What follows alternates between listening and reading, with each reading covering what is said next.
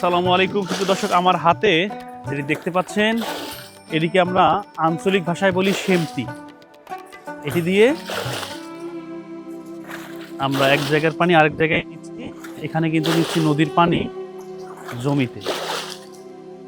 এখানে দুর্গম এলাকা, শ্যালো বা কারেন্টের মোটরের ব্যবস্থা নেই, সেখানে আমাদের স্থানীয় কৃষকরা এই সেমটি দিয়ে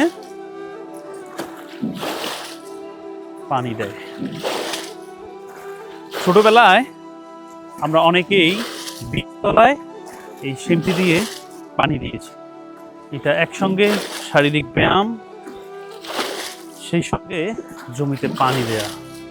আগে কয়েকদিন ব্যাপী আমরা এইভাবে পুকুরের পানি সেচতাম এবং মাছ ধরতাম।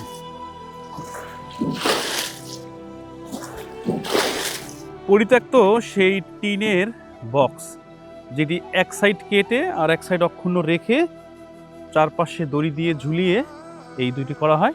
এখানে দেখতে পাচ্ছেন হাতল, এখানে পাটের দড়ি, এবং সেখান থেকে আমরা পানি সেকি সেচ দিই।